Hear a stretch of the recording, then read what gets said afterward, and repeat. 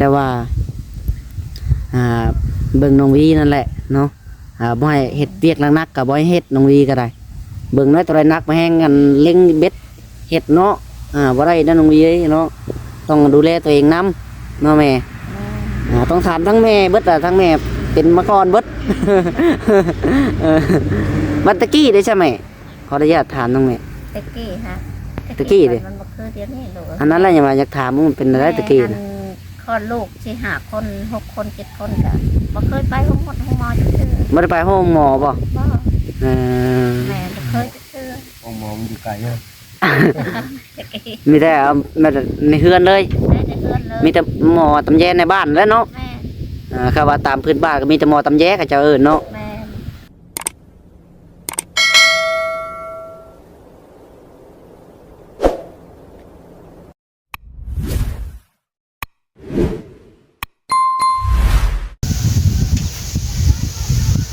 สบายดีบ่อยพี่น้องบรรยากาศยามเช้าเนาะลมเย็นว่อยๆพี่น้องเฮ้ยทุกคนจังไรก็ทักทายสบายดีและสวัสดีเนาะพ่อแม่พี่น้องที่หักแพงเบิร์ดสุขสู่คนพี่น้องเลยพบพ่อกับท่านน้องหลาอีกเด้อเนาะพี่น้องเลย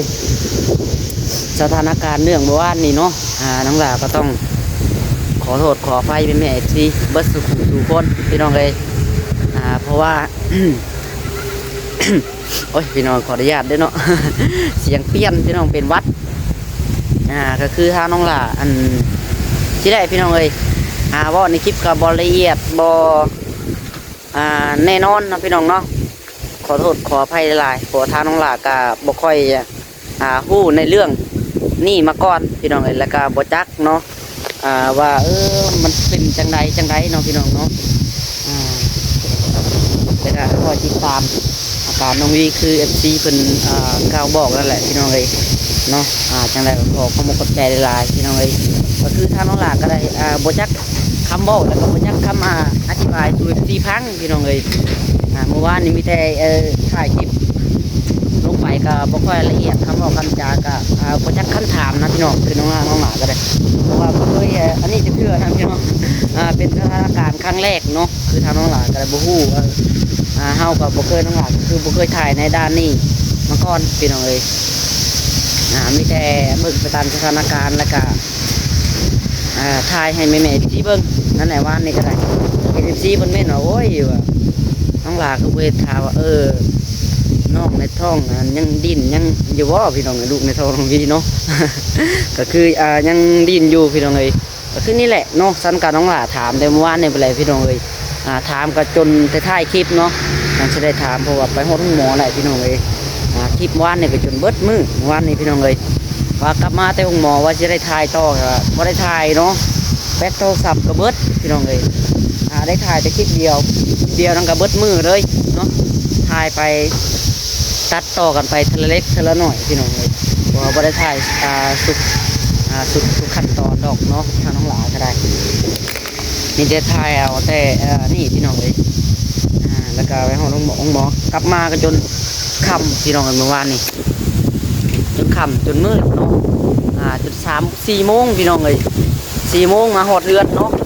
บรรยากาศก็คือหนาวเย็นหลายพี่น้องคือมันนี่ก็ลมคือเก่าเนาะพี่น้องเนาะลมแห้งดีรองเนี่ยเนาะ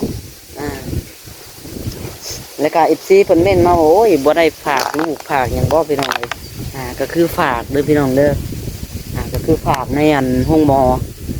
สุขศาลานี่แหละสุขศาลาใกล้ๆบ้านนี่แหละพี่น้องเลยเนาะนั่นแหละเห็นซีมันว่าเพราะว่าเมื่อวานนี้เขาเข้าไปในเมืองเนาะเข้าไปซองเบิ้งเข้าไปกวดเบิ้งพี่น้องเลยรายน้องวีบัดยันทางหมอบัดถามเราบัดจักคำตอบพี่น้องเลยเพราะว่าเขาก็บ่ได้ฝากอยู่ที่ห้องหมอตอนนั้นเนาะฝากอยู่ในห้องหมอสุขศาลาในบ้านนี่พี่น้องเลยในบ้านพ้นเดือนี่ใกล้บ้านน้องหลานนี่แหละเนาะใต้บ้านน้องหลานลงไปจักหน่อยก็เป็นบ้านเดือพี่น้องเลยเพราะว่าเฮาก็บ่ได้ฝากไกลเนาะเฮาก็เป็นคนอยู่แถวบ้านนอกบ้านนาอย่างเลยฝากเอาใกล้ๆนี่แหละพี่น้องเลยเวลามันเจ็บท้องเจ็บใส่มามันก็สิได้ง่ายแล้วก็ใกล้กว่าเนาะพี่น้องเนาะเอาจังใดก็ได้พี่น้องเลย ขอขอบคุณกับใจละลายเนาะ FC ที่หักแพงบ่สู่ทุกคนที่คอยเป็นกำลังใจให้พี่น้องเอ้ยแล้วคอยติดตามเบิ่งอาการทางน้องวีเนาะไปมื้อนี้เดี๋ยวน้องหลานจะเข้ามาอัปเดตเบิ่งก่อนพี่น้องเอ้ยถามไทยว่าเป็นจังได้บ่ดีเนาะคือว่าเมื่อวานนี่ก็เดียวก็ว่าเป็นคำตัวของผู้ใหญ่อีกแล้วพี่น้องเอ้ย เพราะว่าเพิ่นว่าวันที่27มื้อนี้เป็นมื้อนัดคลอดเนาะเอาไปมาจักสิแม่นมื้อใดพี่น้องเอ้ยบัดนี้เดี๋ยวเขาไปถามมึงก่อนให้มันแน่ชัดก็ได้พี่น้องเอ้ยถามมึงก่อนเป็นจังไดเนาะไปวันนี้เดี๋ยวก็ทักทายทางน้องวีแล้วก็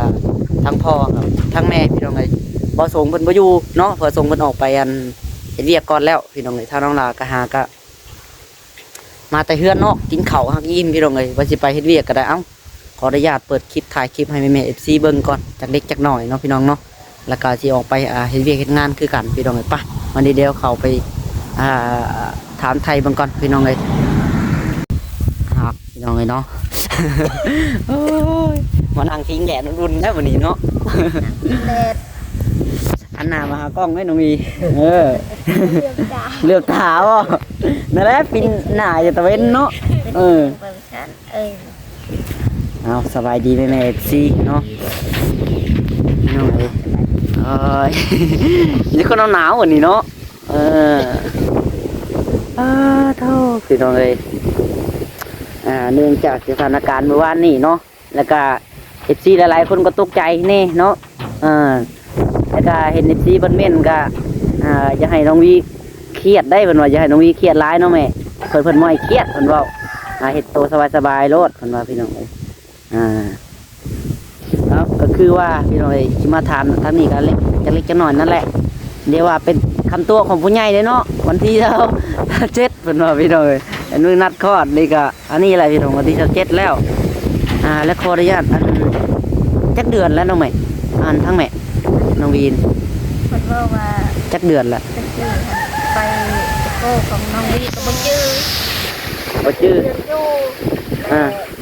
น้องวีจะไปโก้ก็คนว่าวันที่เดือน11ไปอ๋อไปว่านี่ไปโก้เมื่อวานนี่เขาว่าบ่แม่นว่ะบ่แม่น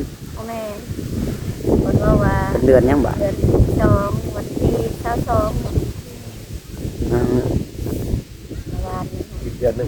ยังอีกเดือนหนึ่งเนาะนั่นแหละพี่น้องเอยเดียวว่าเป็นคำตัวของทางแม่เพิ่นทางแม่อ้อยเพิ่นมาปันเป็นคนฝากเงินฝากคำมาให้อะไร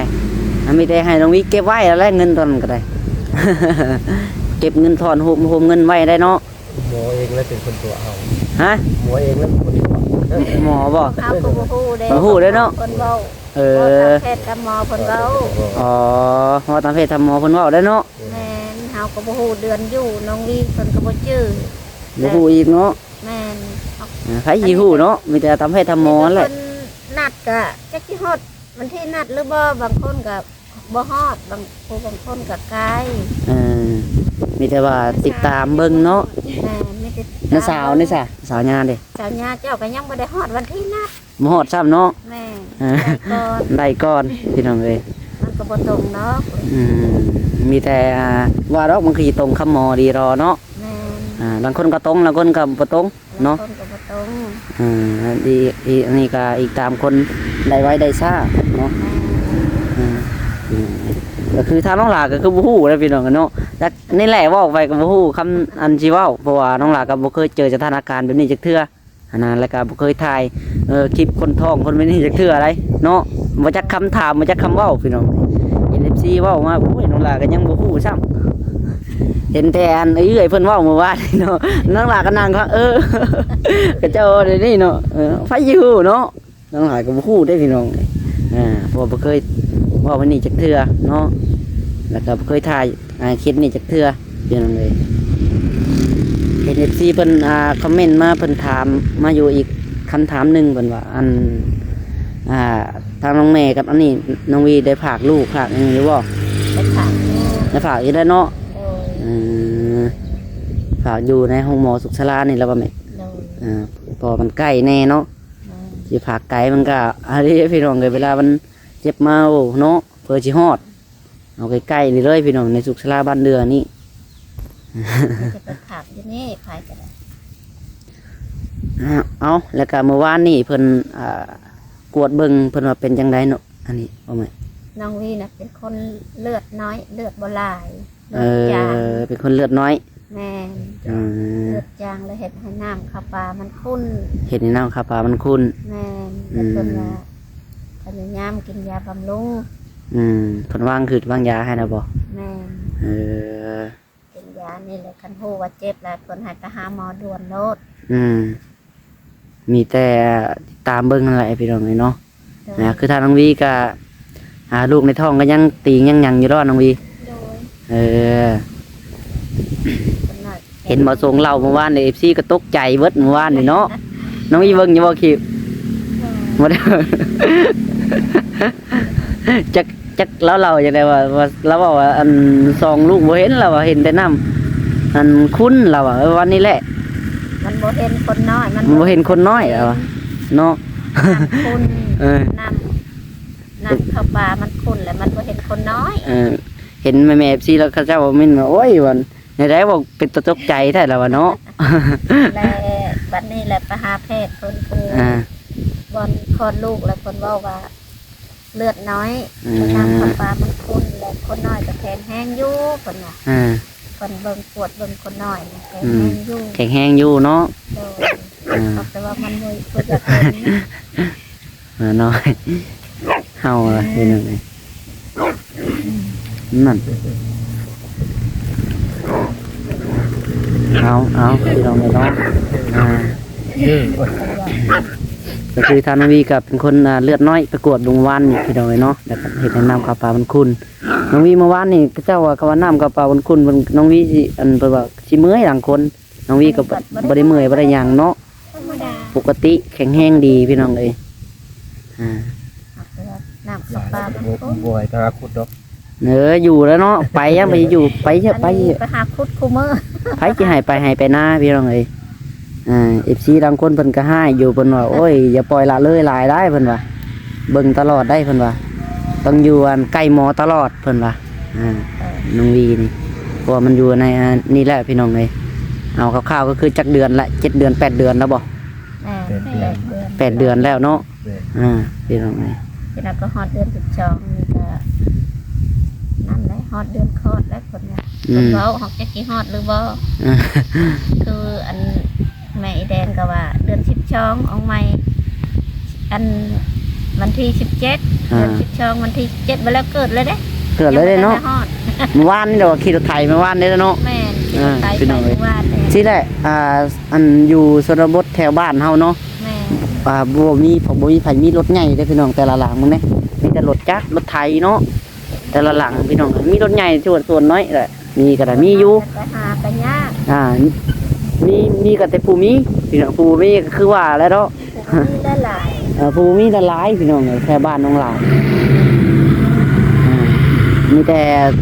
เวลาเจ็บท้องไอ้รุ่นมาสิล่ะไปห้องหมอกับรถไถแล้วบัดแกตะพึดตะพื้อพี่น้องคือเมื่อวานนี่ก็ได้เห็นเขาเจ้าใส่รถไถเมื่อวานนี่ก็ได้เนาะ คือน้องวีนี่บ่ให้ใส่แล้วเนาะต้องหารถได้พอเอ้ยเนาะเห็นหาบ่มีก็ต้องไปหาแล้วพี่น้องจัก ก็ว่าแล้วเนาะเขาบอกกำลังดีรอคือว่าแล้วพี่น้องเอ้ยสมมุติว่าไปหาแล้วเขาเจ้าปฏิเสธแล้วเขาเจ้าบ่ไปได้แต่บัดนี้เนาะเขาเจ้าข้าวเวียกข้างงานเขาเจ้าบัดจำเป็นแล้วเนาะถ้าฮอดสถานการณ์นั้นพี่น้องเอ้ยน้องหลาก็บอกบ่ได้เนาะว่าสิได้รถใหญ่ไปหรือบ่อันนี้ก็บ่ฮู้พี่น้องเอ้ยบางเทื่อก็รถไถเฮาก็มีอันนี้ก็ยังบ่จักเนาะ เทื่อพอเฮาก็บ่มีรถเฮ็ดได้หายืมรถหมู่เนาะ ไปหารถหมู่ ไปหารถหมู่ไปเช่ารถหมู่พี่น้องเอ้ยเขาว่ามีรถมีลามเจ้าของยังว่าไปทางไหนก็ไปได้เนาะสะดวกสบายพี่น้อง ใช่เป็นรถคอยาวนั่นแหละ มีแต่รถไถแล้วเนาะไถน้องจ้อยแล้วเนาะ แม่น เขาว่าใครแน่เขาว่ารถไถเจ้าของก็เบรกยังบ่มีเลย รถเก่าเลยพี่น้องดึงคาดก็ยังดึงคาดก็ยังไหลหลุดไปว่าจังมันสิชนหยังเนาะ รถเองก็บ่เป็นตาเลย รถไถเก่า ใส่ แหละ น้ำนอกจ้อยนั่นแหละ พี่น้องเอ้ยสีแดงเนาะเวลามันจะเป็นขันๆมากก็คือน้องลาวว่าไปนั่นแหละพี่น้องรถไถมีรถไถก็ไปก่อนนะเนาะ จะเป็นแหละมันบ่มี โอ้เนาะ ทันเลยหาบ่ได้เลย หานำกับเจ้าเพราะว่ามัน ใช้รถไถกับใครก็ดีกว่าย่าง โอ้ใครก็ย่างเลยเนาะ เอาพี่น้องเลยเนาะมีแต่ว่าเบิ่งน้องวีนั่นแหละเนาะบ่ให้เฮ็ดเวียกนักๆก็บ่ให้เฮ็ดน้องวีก็ได้เบิ่งน้อยตัวใดนักมาแห้งกันเล็งเบ็ดเฮ็ดเนาะบ่ได้นะน้องวีเอ้ยเนาะต้องดูแลตัวเองนำเนาะแม่ต้องถามทั้งแม่เบิดทั้งแม่เป็นมาก่อนเบิด บัดตะกี้ได้ใช่ไหมขออนุญาตถามน้องแม่ ตะกี้ฮะ ตะกี้ดิ มันบ่คือเดี๋ยวนี้ลูก อันนั้นแหละอย่ามาอยากถามว่ามันเป็นอะไรตะกี้ อันคลอดลูกที่หาคน6 คน7 คนก็บ่เคยไปห้องหมอจักเทื่อ ไม่ได้ไปห้องหมอป่ะ บ่ เออ แม่บ่เคยจักเทื่อ องมองมันอยู่ไกลเนี่ย ตะกี้ มีแต่เอามาแต่ในเฮือนเลย แม่จะเอื้อนเลย มีแต่หมอตำแยในบ้านแล้วเนาะ แม่ ครับว่าตามพื้นบ้านก็มีแต่หมอตำแยกับเจ้าเอิญเนาะ แม่ หมอตำแยในบ้านนั่นแหละพี่น้องเอ้ยเป็นผู้เบิ่งเป็นผู้อันนี้เนาะแป๊บเดียวก็ได้หนังเลยแหละแต่เบิ่งเออ แต่เก่ายังว่าคลอดในเฮือนในซ่านพี่น้องเนาะแต่สมัยโบราณเพิ่น แม่ คุมือนี่บ่มีดอกว่าสิเกิดในเฮือนเกิดแต่ในห้องหมอ แม่ เออ เฮ็ดแล้วมันฮอดโรงหมอโลด เออ ให้เจ็บบารมีที่ไปฮอดห้องหมอโลดซุมือนี่พี่น้องคือตะกี้โอ้ยลำบากแล้วเนาะ แม่เจ็บช่องมือช่องคืนก็อยู่ในเฮือนนั่นแหละ เอ ตะกี้ อ น่ะเจ็บอยู่หั่นเลย เจ็บอยู่หันนอนอยู่หันแล้วเนาะ นอนอยู่หั่นเลยเจ็บอยู่หั่นเลย พี่น้องไงนี่แหละความทันสมัยมันขึ้นมาพี่น้องบ่คือเดี๋ยวนี้แน่นอนเดี๋ยวนี้ยังว่ามีไปฮอดห้องหมอแต่ก็ตามบ้านเราคือว่าอะไรพี่น้องยังบ่ทันสมัยลึกหลดเลิกล้าง เพราะว่าไผยังบ่มียังอยู่ในการเกษตรอยู่ไผก็ได้ปลูกพังปลูกหมกปลูกมันพี่น้องไงปลูกข้าวปลูกน้ำอยู่ คือในเมืองก็เจ้าวัดโอหาบอลรายได้มันหลายเขาก็ได้รถก็ได้เนาะคือเฮายัง หาเป็นไก่ จักสิหาไปได้เนาะ แต่ว่าผู้ได้ก็มีแต่ว่าเจ้าของสวนยางแล้วเนาะพ่อได้รถได้รางก็ได้เจ้าของสวนยางเป็นโอ้ยหลายไร่ดินมันก็หลายพี่น้องก็เลยได้ยังรถนี่ก็ได้ โตกับดินก็ เอาวัดที่ว่าเนี่ยพี่น้องดินยังก็บ่มี น้ำเดียวหนึ่งบ่กุ้มอยู่กุ้มกิน บ่แม่นว่าบ่มีก็มีอยู่เนาะพอมีอยู่มีกินพี่น้องยังใครแต่บ่ได้ขอทานหมู่